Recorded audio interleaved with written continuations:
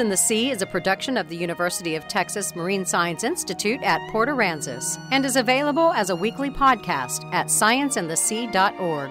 I'm Holly Brawley.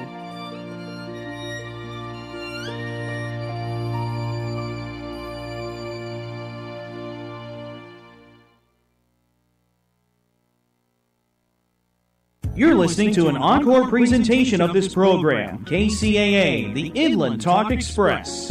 Welcome to The Mortgage Voice with Jeff Barton, your voice in the mortgage industry.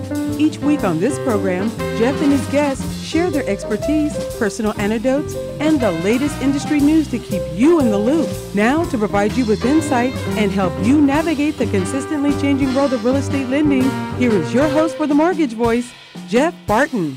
Welcome, everybody. I'm Jeff Barton, your voice in the mortgage industry. 888-713-2929 is the telephone number, and you pick up the phone and give us a call. You can certainly email us, info@malibufunding.net. We have a Twitter handle at Jeff6493. I have a blog, bartonblog.net. There's a lot of ways that I try to get the message out. I was just telling Daryl off air that we are doing a mortgage minute on my Twitter account, which is at Jeff6493. So if you're looking at information, up-to-date information, daily information, weekly, however it is that you need some more encouragement or discouragement, depending on the weekly show. And by the way, the news coming out of Washington is not helpful.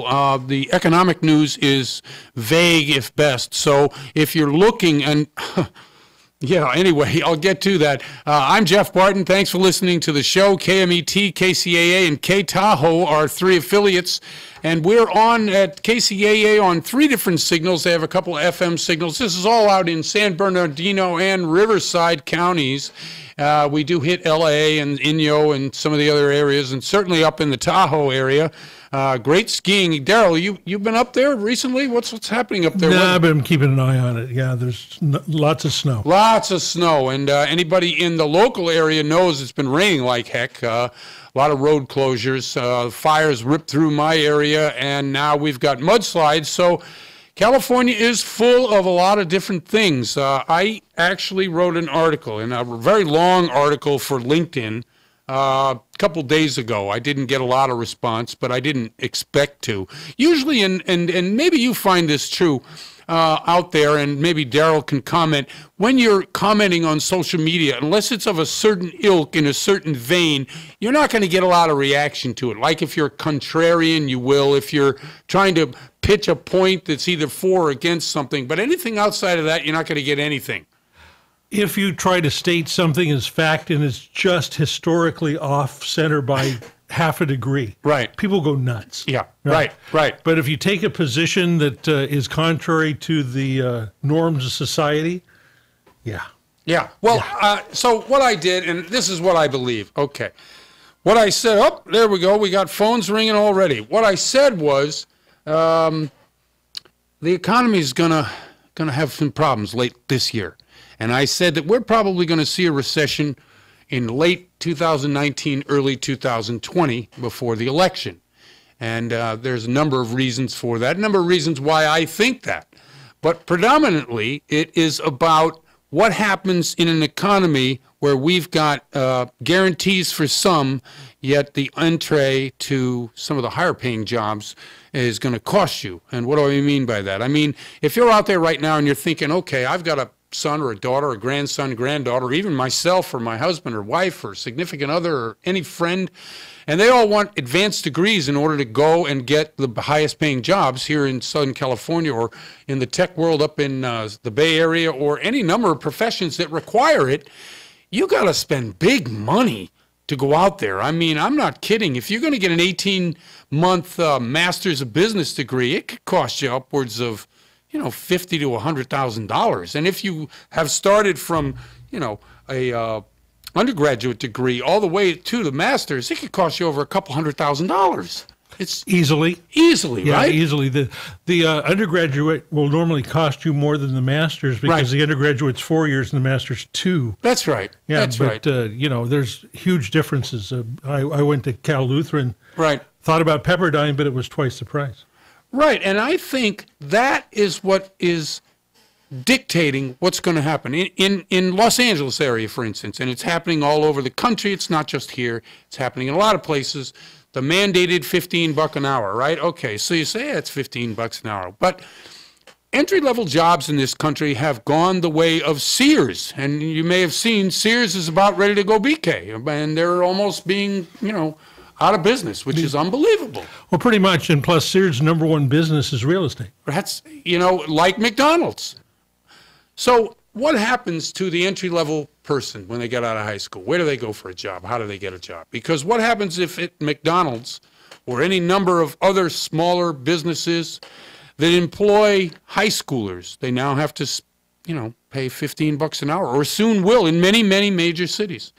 $15 an hour is $30,000 a year. Darrell, do you know what the average salary in the U.S. is? $27,000. So you are mandating that people pay over the average salary in the U.S. What happens to a worker who is unqualified to do anything else except work at McDonald's? At $30,000 a year. Well, plus, depending on what area, Southern California, $30,000 a year is not going to pay your rent. It doesn't allow you to establish yourself independently. You still have to, Well, my point simply being is that it was never supposed to be like that. There are, like in the real estate world, we call them entry-level homes. In the employer world, we call them entry-level jobs. You go in, you get a job, you work for a couple of summers, you get your college degree, and you move on. Now you're going to have full-time, long-term employees who stay at jobs who are unqualified to do anything else because they can't afford the education. Therefore, there's no mobility for first-time job seekers to go from the summer job after high school to then get the college degree to move to something else, unless you get a subsidized or you go for loans that are going to put you $200,000 and $250,000 in debt before you start. And a lot of those employers at this point will not employ you full-time because then they have to offer insurance and a variety of other things. That's right. So a lot of the employees, they will employ 30 or 35 hours a week and not 40 hours a week because it brings on a whole nother machination of stuff that they have to offer. So when we're talking about, and I agree with that, why I think the economy is in trouble is because presenting yourself with a situation whereby there is no middle ground anymore. If you want a high-paying job, if you want a professional job, you're going to go into debt. Locally, in Southern California, there's talk of a large teacher strike, okay? Now, these people don't make any money. I think the top-end salary in L.A. County is, what, about $53,000, $60,000 a year? Something like that, and then they pay for their own supplies to teach. That's right, that's right. Now, of all the things we should be spending money on, this is one of them. Of course, it's a county-by-county, district-by-district issue. It's not a state issue, and therefore the money that is afforded to the school systems themselves come out of usually property tax, which, again, is an issue in California where you have disasters and the inability by which a local municipality, let's say you're in one of these areas that was hit by either a fire or an earthquake or a disaster, you just had half of your revenue wiped out because the property taxes have to be lowered because there is no property there anymore. So you get a combination of weather disasters, the employment situation, which is untenable, the debt problem that we have with students coming out trying to get into the economy. That's why I think the economy is in trouble. It's one thing to have a government-sponsored boost to the economy, which is what we had last year with the tax cut. I mean, let's face it, if you go from a corporate tax of, I think it was 39%, and you drop it to 22%, that's corporate welfare, which is fine. The economy boomed. We were at 3.8, 3.9% GDP. But that is not going to be sustainable because you can't cut taxes to nothing. As we see right now with the government shutdown, it is not easy out there for some of these people who can't get paid to spend money on it. 800,000 employees, which may bleed over into, the end of January, the end of February. So, in my opinion, if you're looking for a good deal in real estate right now, and we're talking about next year possibly having this recession, which I think is going to happen, I do think it'll be a mild recession, but I think it will affect real estate prices, but it won't affect necessarily the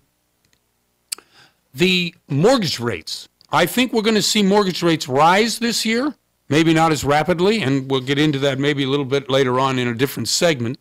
But I think you will see the employment tighten, meaning that those jobs that are out there and available right now may not be available in a year, which means that there'll be more people applying for unemployment, even though currently we have the lowest rate of unemployment that we've had in 40 years. It's kind of amazing. But this is my prediction for next year. I hope you disagree with me. Give me a call. 888-713-2929 is the telephone number.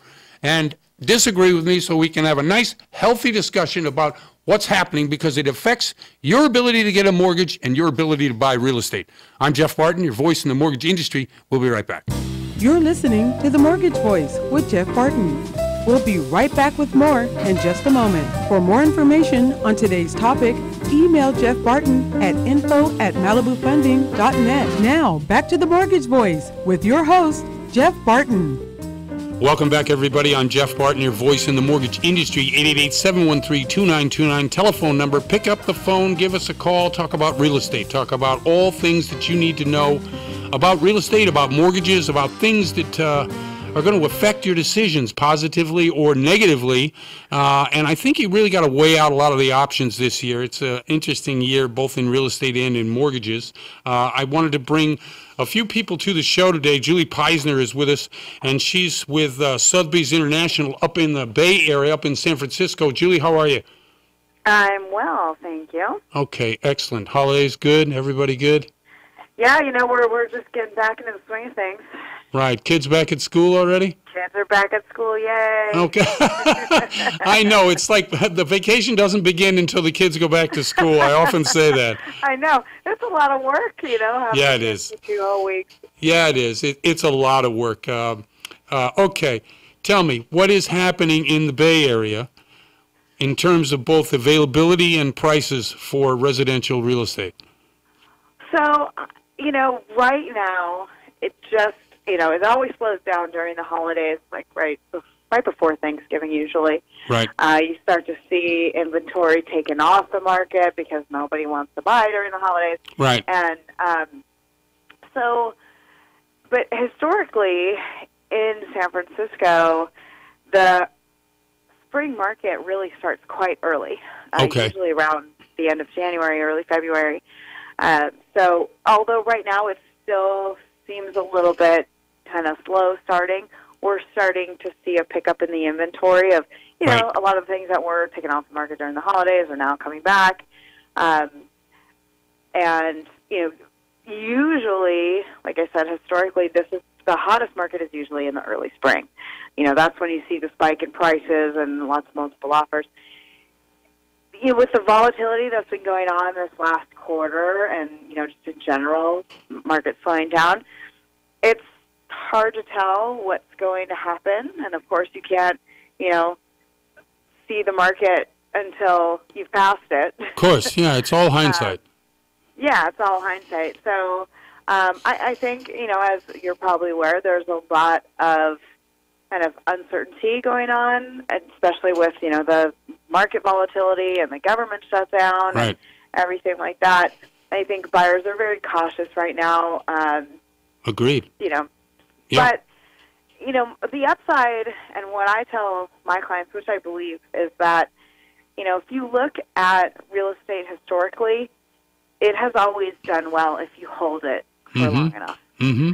So, despite fluctuations in the market, if you buy real estate and hold on to it for, 5 years, right. you will most likely do fairly well. And with, if you're scared about the stock market because it's so volatile and one day it's up, 700 points and the next day it's down 600, Yep. You put your money in real estate. No, I think right. I think there's always a flight to real estate when the stock market's, bad. Yeah. I think. And interest rates aren't that bad still. No, they actually came down last week. Exactly, they came down. The Fed has promised only 2 rate hikes this year instead of 3. So, I still think real estate is a very solid, strong, safe bet. I don't think the flipping market is going to be really super hot, right? Unless you have a lot of cash to invest. But we still suffer from very limited inventory, and we're still increasing our population and jobs and everything. People want to live here, despite the rampant homeless problem and the fact that things are cost of living is expensive, but it's a great city to live in, right? And to be near, so people are still coming. Okay, so prices, have they actually leveled a little bit, or are you still seeing the increases that we did last summer? It depends on the market sector. Okay.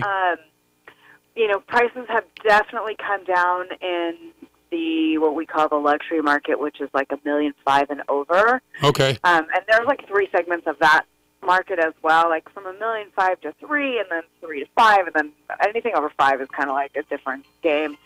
But prices have definitely fallen over, in the higher end of the market. In the lower end of the market, anything under $1 million, that market is still pretty hot, and prices, are still going up. Where do you have to live if you get under $1 million? Almost not in the city. Right. Right, exactly. You're over in Oakland? Where are you? Well, I mean, you certainly still get condos under $1 million, but there are some areas that are just on the, kind of tippy outer skirts of the city, like closer to Daly City, where you can, if you're lucky, still get something in that range. I'm not saying it's $1 million exactly, but in that right, range. No, I understand, sure. Okay, so let's see. Are there any areas of the city that you see that might be a potential for a good deal? I mean, is that something that even you can utter those words at this point? Yeah, I know. Yeah, it's kind of interesting. I always tell this to clients, like, there are no deals to be had in San Francisco. Mm-hmm. The deal is, if you could get into something with a reasonable interest rate, at a price you can afford, like, that's your deal. Right. If you can afford it, then that's the deal. Right? I get that 100%. Okay, tell us a little bit about Sotheby's, and then a little bit about what's happening in the real estate, in the business world in the Bay Area.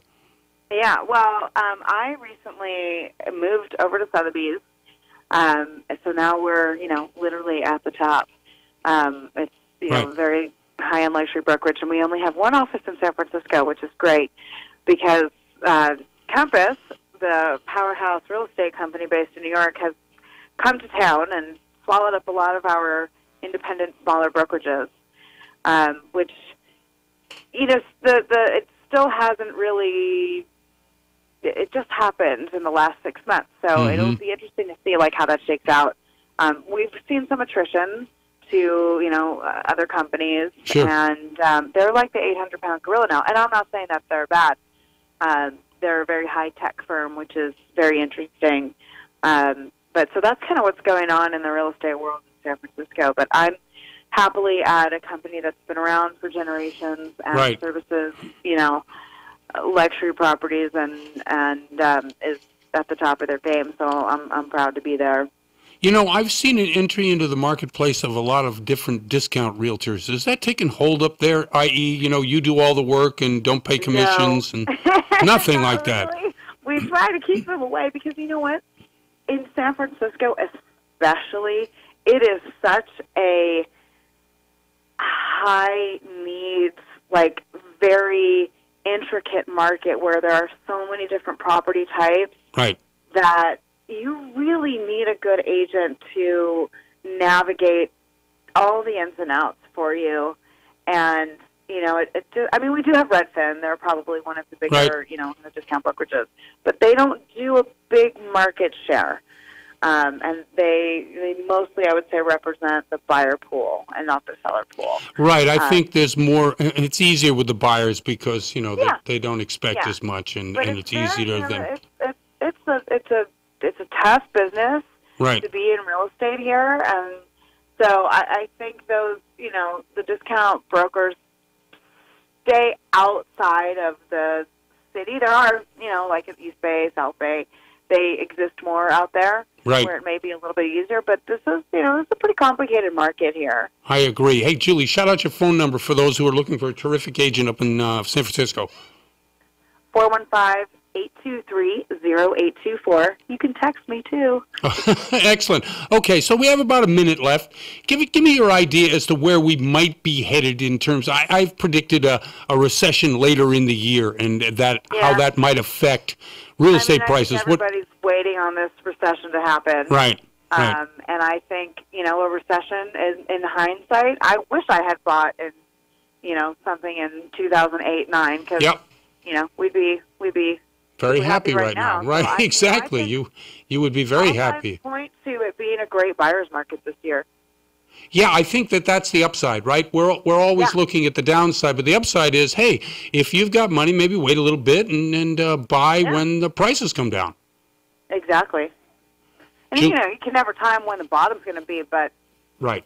No, you want to buy on the down as opposed to buy at the top, right? I mean, that's essentially what it is. Julie, thank you very much for coming on the show once again for the update from San Francisco. Are you there? Yeah. Okay, thanks very much for coming on. I was like, well, she already left. The Mortgage Voice. Bye-bye. Bye, thanks very much. Okay, We'll be right I'm back Jeff with Barton, more your voice in the just mortgage a moment. industry. We'll be For more right back. information on today's topic, email Jeff Barton at info@malibufunding.net. Now, back to The Mortgage Voice with your host, Jeff Barton.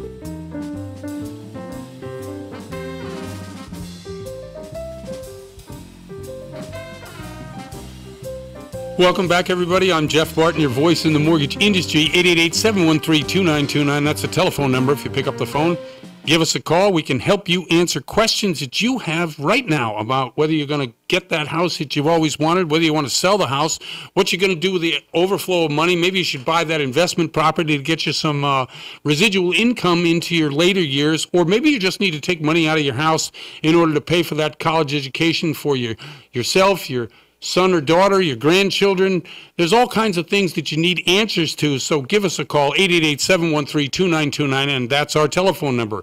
info@malibufunding.net is my email address, and if you want to follow me on Twitter, it's at Jeff6493. Now, people have often asked me what 6493 is. It's nothing. So it was just a couple of numbers that came to my head, and it was a good thing to tag on to my Twitter account. So at Jeff6493 for the Twitter account. Bringing to the show once again another great guest from up in Northern California is Darren Woodworth. Been on the show many times updating us. Darren, how are you? Oh, super fantastic. Thanks for asking, Jeff. And thank you. How was your holiday season? Everything okay? Oh, nice and mellow. It was a good season. Yeah, I know. I get to spend some time, although one of my sons is now working. Actually, two of them are full-time, so only one of them could get to come down to Southern California where I live, and that was sad. But my daughter was there, so that was nice. So 4 of us had a nice little holiday for the Christmas as well as New Year's. And yourself? Oh, good. Yeah, I have my son. He's in San Jose, so right. He's 19, 6'9". So. Oh my gosh! Wow, yeah. That's amazing. Yeah, that's pretty fun. I'm glad you spent some time with him. That's a really good thing. Hey, listen, I wanted to get caught up with you as to what's happening up in your area, and could you just remind the folks where you work and the areas and the cities that you cover? That'd be great. I'm actually out of Napa, California, Vallejo area. Right. So I just moved from San Jose area 4 years ago, so I cover anywhere from San Jose all the way up to Clear Lake, Lake County. Just sold a property a few months ago in Magalia. Okay. Which up by Paradise, which just burnt down. I know. So it's awful. I'm dealing with that right now with my clients rebuilding on that property. I see. So my range is wide. Let me ask you about the fire situation. You have some clients that had their houses burned? Yeah. Okay. How are they dealing with that, both emotionally and physically? You know what? They were renters for 35 years when they purchased this property off my client, and they're troopers, man. They're back at it. They're like, when do we start rebuilding? Oh, that's good. Is the process any simpler there than it is down in Southern California? Because down here it's a little bit more cumbersome with each city getting involved more heavily. No, they're actually moving forward, so good, excellent. A little bit easier. Excellent. And on a rebuild like that, are they able to actually assemble the same kind of property, or do they have to upgrade to the current codes? Similar. So what we have right now, I just came up with, was the one-time close program. So okay, they will build all the way up until the final building date, and you don't pay a mortgage until that final build. Okay, so basically you get your, your certificate of occupancy, and at that point you switch the mortgage, or you maintain the same mortgage? It's switched at that time. Right, and you get a, I guess, a regular, from a building mortgage or a construction loan and you switch it over to a mortgage. 30-year fixed is usually what they are. Is it the same loan company, or is it two different lenders that you use on something like that? That was just one lender. Oh, that's excellent. Okay. Yeah. All right. So give us your estimate as to what's happening in the real estate market up there. I know that you're busy and you do a lot of business up there. So have you seen a change? Is it the same hustle and bustle as it was a year ago or 6 months ago? So I moved from San Jose 4 years ago. The house I moved from was $600,000. It's $1.3 million right now today, which is crazy. That's crazy. So Vallejo, where I live now, is the last affordable city on the bay. Okay. I'll say that again, last affordable city on the bay. You could still get a house up here for $300,000-$400,000.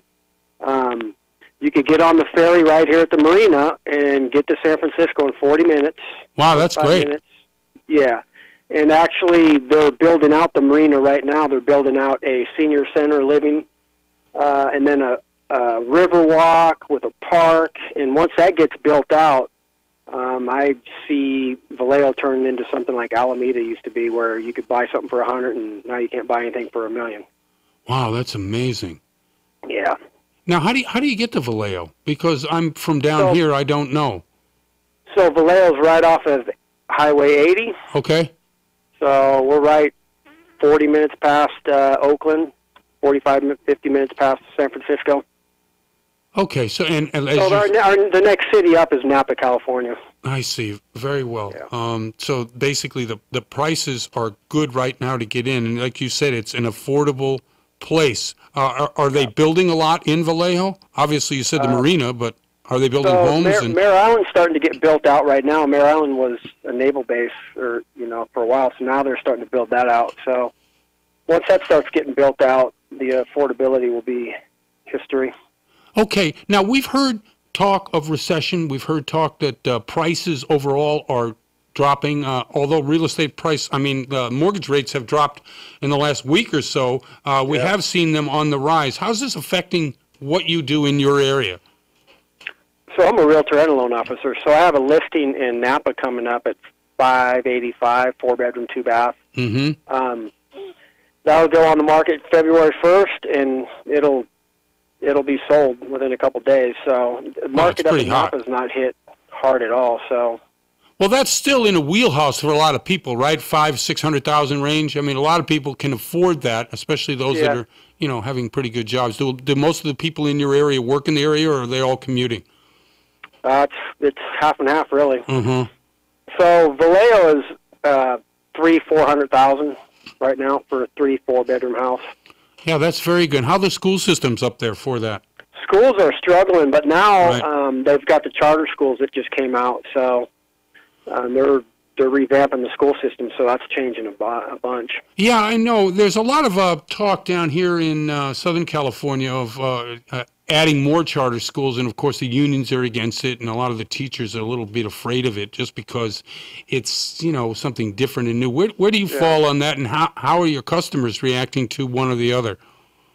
It's hit and miss, because I just sold a property for a friend a year and a half ago in Vallejo, that wanted to move his kid to American Canyon, the next city over, 3 blocks over, because of the school system. So since then, that school system's come around, because many children have left Vallejo High. So they're starting to get the message that they need to do something different. Right. Yeah, I think that it's probably one of the, other than location, right? School system is the #1 reason why people move to a certain area. Absolutely. Right. And that's probably why you can still get homes up here for $300,000 and $400,000. Right. Right. And in that, obviously, solving the problem of education, it's certainly not what realtors or mortgage loan officers do, but it is a problem that we have to deal with and answer every time it's asked. How do you answer a question like that? Do you refer them off to, the county site where they can look up the scores themselves? Do you give them an honest assessment? How do you handle it? MLS pulls up data that I got that kind of points them in the right direction. So there's a lot of questions that need to be answered. Yeah, no, I agree with that. I mean, it's so sensitive, and with the advent of the super agencies that have thousands of agents, they have all kinds of policies and procedures. Versus what most realtors are, they work at small shops. So how are they supposed to handle it versus a larger company? There's a lot of complex issues to it, and I think there's certainly public data on it, and making that available for customers trying to look for answers is probably the best way to do it. Yep. Yeah. Okay, yeah, we got about 30 seconds. Prognostication for this year, where are we heading price-wise on real estate? I think it's 3-4% rise still in my area. Yep, that's what I'm predicting too. 3-4% versus 6%, was 6.5% was what we had last year. Correct. Yeah. Okay, hey, Darren, thanks very much for coming on the show once again. Absolutely. Thank you. Thank you very much. It's Darren Woodworth. His telephone number is that 408-425-7845, Darren? Correct. Okay, excellent. If you need a terrific loan officer or real estate agent up in the Napa area, give him a call. I'm Jeff Barton, your voice in the mortgage industry. We'll be right back. You're listening to The Mortgage Voice with Jeff Barton. We'll be right back with more in just a moment. For more information on today's topic, email Jeff Barton at info@malibufunding.net. Now, back to The Mortgage Voice with your host, Jeff Barton. Welcome back, everybody. I'm Jeff Barton, your voice in the mortgage industry. 888-713-2929. Telephone number. Pick it up. Give me a call. I can answer questions. That's about as succinct as you can get on the radio. Just eliminate all prepositions and pronouns and just get right to the heart of it. One of the people that have been on the show many, many times talking about what's going on in Atlanta is Luana Bradford. She joins us again today to give us an update as to what's happening in that amazing city and what's happening in her business. Luana, how are you? I'm doing well, Jeff. How are you? You know what? I'm okay, although I got a little frog in my throat. I don't know why they call it a frog, but it's just... It's just one of those things that has tickled me the entire show, but I'll get through it, and thanks for asking. How are you? I'm doing well, thank you. Excellent. Okay, business-wise, what's happening down in Atlanta? What's happening in Atlanta? Well, we're just off the holidays, so right. Things are just starting to pick up a little bit. I'm getting some inquiries, primarily out of concern from home buyers. Right. Regarding, what's going to happen with the rates. Yep. Should they purchase now or should they wait? And with investors, it's pretty much the same. They're just fix and flip, and so they're good either way. It doesn't really matter what the rates are since they're in for the short term. Okay, fix and flip, is that still happening in Atlanta? People are still able to look at the market and say we're going to have real estate rise by X amount, and if I buy right, I can make it work?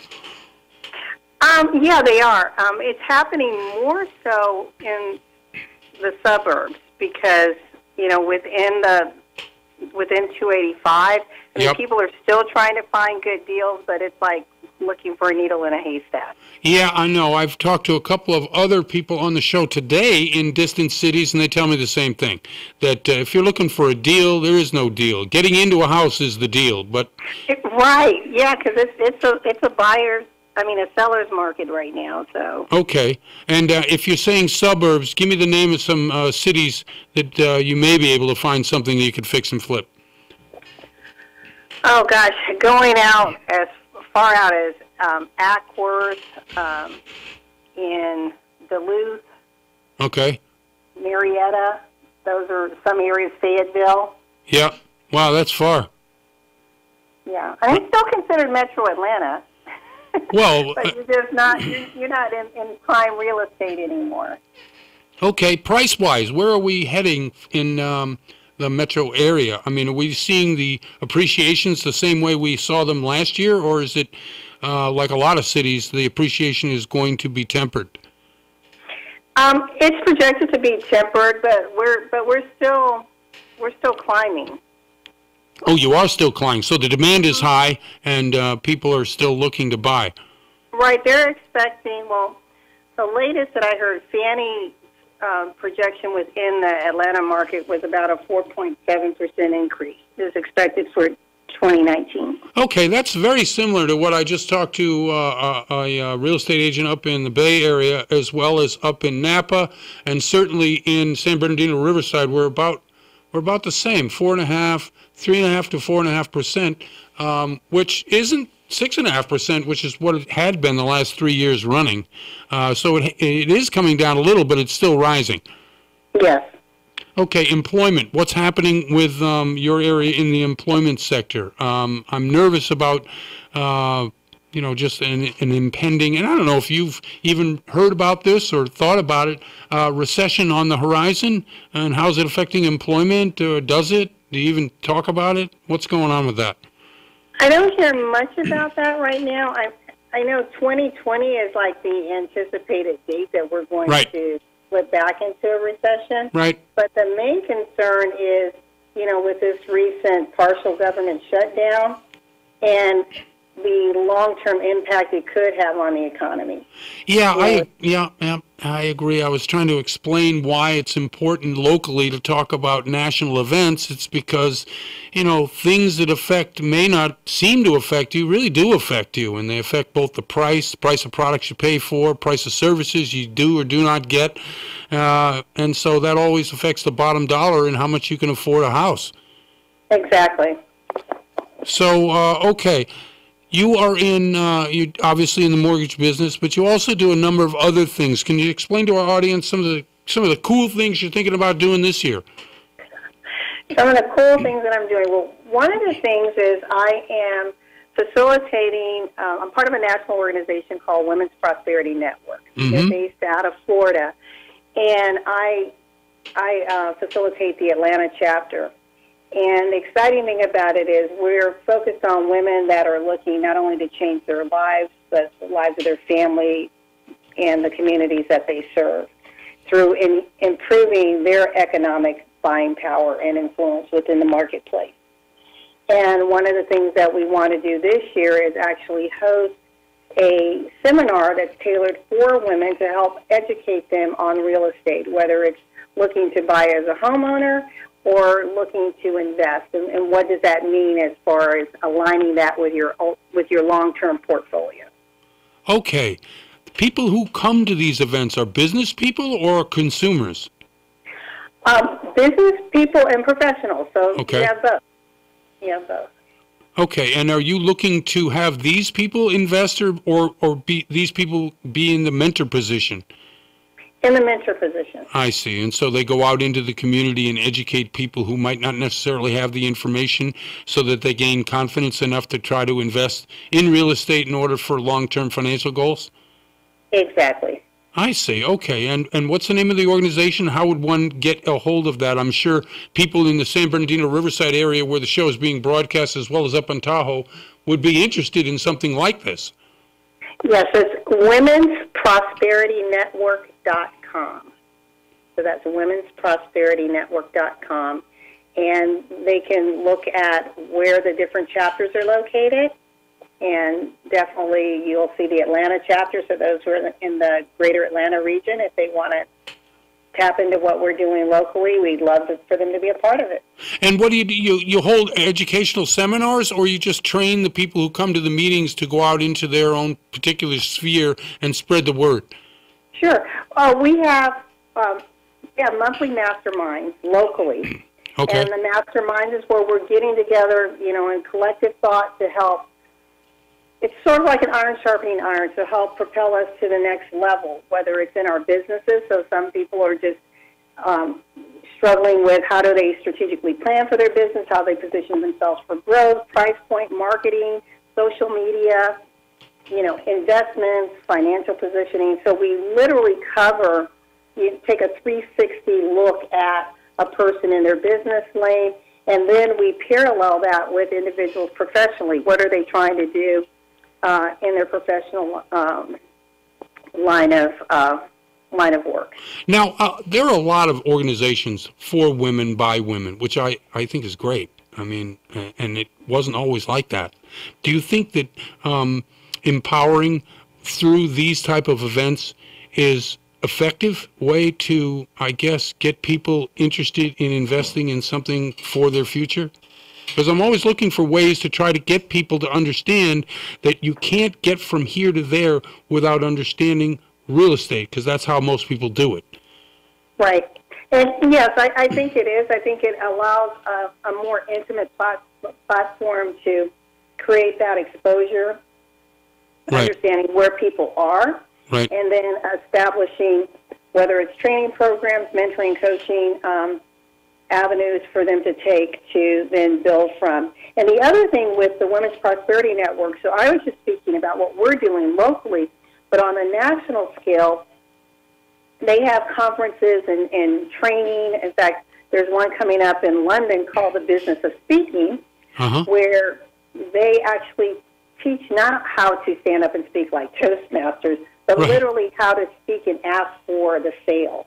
Because there's an art in that. And how do you close? How do you close effectively? I see. No, there is. There absolutely is. You have to ask somebody, will you please buy this? And we experienced it a little bit recently when my wife went to buy a car, and the salesperson was adept at actually asking for a signature on the contract several times. They kept asking until we actually signed. It was good. She was excellent. And, it's interesting that for whatever reason, women do not do that as well as men overall. I see. I think we are more... we take a more passive approach when it comes to asking for a sale, and you know how that works. It's not going to happen. No, and I think being more aggressive, or at least helping people to understand that that's a good thing, not a bad thing, is probably something that is sorely needed. Exactly, and it's showing the value. You get away from selling the price, focus on selling the value. Right. And then at some point, the price really won't matter as much if they can see the intrinsic value and what it is that you're offering. Luana, thanks very much for coming on the show, giving us an update about what you're doing now and also what's happening in the Atlanta market. Thank you very much. Oh, thank you. Thank you very much. It's been Luana Bradford from the Bradford Group. I'm Jeff Barton, your voice in the mortgage industry, and we'll be right back. You're listening to The Mortgage Voice with Jeff Barton. We'll be right back with more in just a moment. For more information on today's topic, email Jeff Barton at info@malibufunding.net. Now, back to The Mortgage Voice with your host, Jeff Barton. Welcome back, everybody. I'm Jeff Barton, your voice in the mortgage industry. 888-713-2929, telephone number. Pick up the phone, give us a call. You can write that number down, too, and you can call us later with a question. You can certainly email us, info@malibufunding.net, with any question that you might have about what you heard on the show today, and any questions that you're going to have about, pending rates, some programs, things like that. We try to keep it informative as to exactly what's happening today on the micro level, and in so doing, I wanted to touch on some interest rates that are out there. By the way, interest rates have come down 0.5 point in the last 3 weeks, which is a good thing for people who are trying to squeeze into house prices that are continuing to rise. I know I said earlier in the show that we're looking possibly at a recession later in this year, early next year, but currently, January in 2019, we are actually seeing price increases of about 4 to 5% this month, year over year, and we will probably continue to see that through the first quarter. Couple of the things, as I said, for rates, 30-year fixed 4.5%, which is a very good rate. If you're out there right now and you're looking to buy a house, now is a good time to do it mortgage-wise. Inventory, and we got to that on several things of inventory in San Francisco and up in the Tahoe area. Yeah, so we're going to continue to look at rising inventory. And I think the reason for that is because people are a little priced out of the market. because of the rising home prices. And therefore, what we have is a more settling into a buyer-seller equality in the marketplace. I don't think we're going to see an exact equality, which is about 5.5 months of inventory, and that's how we usually gauge these things. Last summer, we had about 3.5 months of inventory, and in some cities, we didn't have three weeks of inventory. But what we're trying to get to is balance in the marketplace where you have 6 months of inventory, and then when you get into contract or you get an offer, there's only one, maybe two, and then you negotiate with the buyer and the seller, and then negotiate equally so that at the end of the deal, as I've always said, both parties are unhappy but satisfied. And that is really the way that I think you have to look at a lot of negotiations, not necessarily what we're looking at with either opening the federal government again or trade policy with China or any number of other things that come out of certain areas. You know, most people, Daryl, let me ask you a question about negotiation. Sure. When you go into a negotiation, either with an employer or a potential employee, how do you enter it? Do you look to gain advantage, or are you looking for a win-win in these situations? Definitely a win-win, because if you, especially if somebody you're going to work with over a long period of time, if you win and they, quote-unquote, lose, they're going to be sad in a fairly short period of time once they realize that they've lost.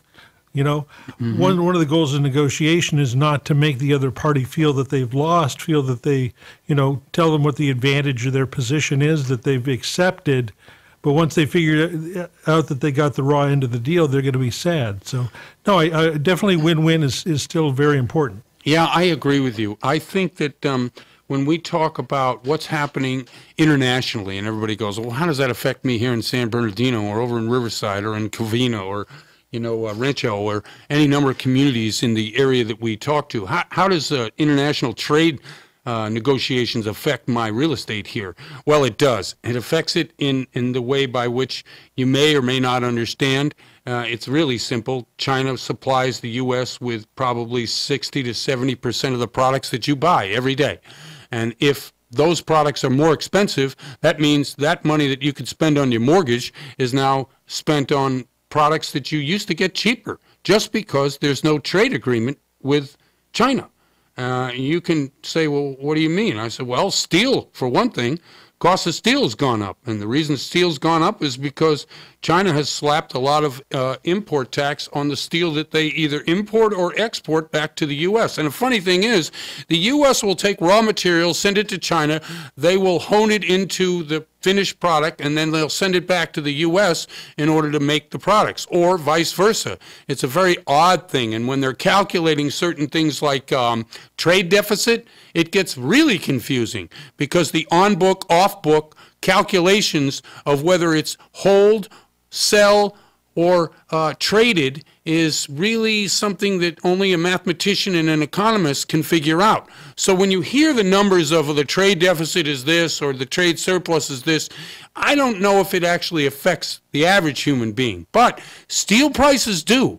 Commodity prices do. If we slap a commodity tax on soybean, for instance, China decides not to buy soybean. Well, let's say you're a soybean farmer, and by the way, we grow soybeans in California. We grow a lot of things in California that are now on that list of tariffs. So therefore, the poor guy or gal who's trying to sell soybeans to China now just saw the costs selling it to China triple, or whatever the tax may be, and therefore they lost a customer. So what are those people supposed to do?